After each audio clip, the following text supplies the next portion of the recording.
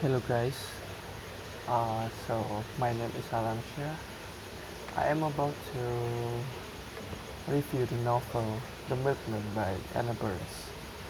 It is a psychological fiction novel. It, uh, it won the 2018 Man Booker Prize for Fiction, the first time a Northern Irish writer has been awarded for the prize. So yeah, I'm sorry for the video because it's only audio because I am currently recording in complete darkness because it's already dark. Yeah. So yeah, I'm just gonna start with the quote of the novel itself. The day somebody makes somebody put a gun to my breast and called me a cat and tried to shoot me was the same day the Milkman died. End of quote. This begins the strange and intriguing novel that tackles the Northern Ireland conflict from the perspective of an 18-year-old girl with no interest in her troubles. She keeps her head down literally by burying it in a book while she walks. I quote again, "This would be a 19th century book because I do not like the 20th century." End of quote. In doing so, she marked herself as beyond the pale and attracted an unwanted sexual attention of senior paramilitary figure, the milkman, who was marked her as his property. It soon becomes common knowledge that he is having an affair with this older married man. I quote again, "But I had not been having an affair with the milkman. I did not like the milkman, and I had been frightened and confused by his pursuing and attempting an affair with me." End of quote. Because of the milkman's status and power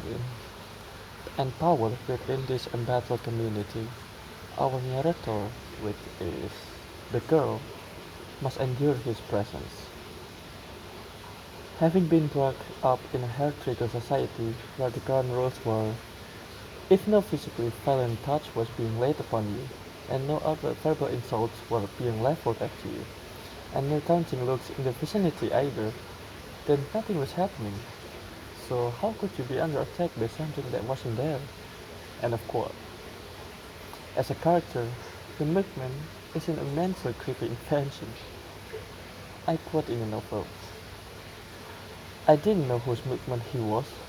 He wasn't our milkman. I don't think he was anybody's." End of quote. And yet he is everywhere. A palace of silent men hovering in his vicinity. He makes it clear that he will kill the narrator's boyfriend if she continues seeing him. He works on her until he breaks her down. I quote here, "I'd been thrust into a carefully constructed nothingness by that man. Also by the community, by the very mental atmosphere, the minutiae of invasion." End of quote. Anna Burns, who was shortlisted for the Orange Prize in 2002 with the novel No Bones, which also depicted the Troubles, is excellent at evoking strange ecosystem that emerged during protracted conflict. I quote again in the novel, "The psychopolitical atmosphere, with its rules of allegiance, of tribal identification." Yeah. There was the right brother, the wrong brother, tea of allegiance, the tea of betrayal. There were our shops and their shops. The distrust of the state force is total. The only time you would call the police in my area would be if you were going to shoot them. End of quote. But however, the paramilitary of state violence is not shown. Burns' targets are more insidious force, which is the oppressiveness of tribalism, of conformism, of religion, of patriarchy, of living with a widespread distress of permanent fear. She holds a mirror up to the communal policing that takes place among a whole community, a whole nation, or maybe just stapler in much long term of physical and energetic lanes in the dark mental energies, which is conducive to through the use of personal communal suffering, personal and communal history, to be overladen with heaviness and grief of fear and anger. The novel Milkman calls to mind that several seminal works of Irish literature. In its digressive, petty narrator's voice, it resembles a novel cited by the narrator, which is Tristram Shandy. It is a Beckettian in its ability to trace the logical within the absurd, in its evocation of a community adapting to survive within a totalitarian enclave. It recalls a work of another Northern Irish writer, one whom the narrator's neighbor would call condemn as being the wrong religion, which is Derek Meehan, whose astonishing poem, Disused Shed in Co Wexford.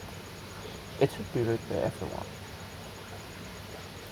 But for all the comparisons, the novel movement has its own energy, its own voice. Although the novel is set in Northern Ireland during the 1970s, it prompts thoughts of other regimes in their impact, like not from long ago, the Stalinist Russia,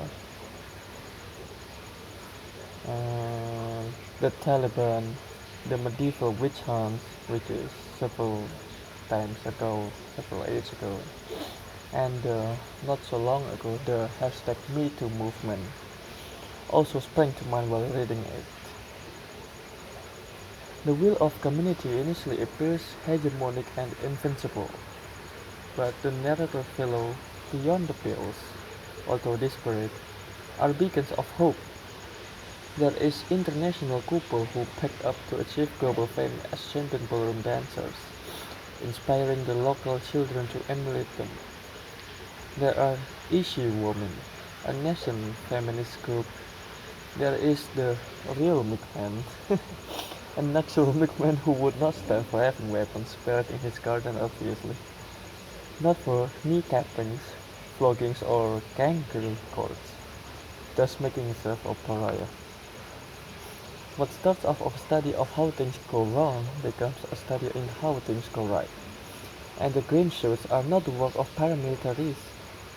The narrator of the novel movement disrupted status quo not through being political, heroic or violently opposed, but because she is original, because she is funny, because she is disarmingly oblique and unique, because she is different. And the same can be said about this book. That's all from me, so it's already late. And see ya.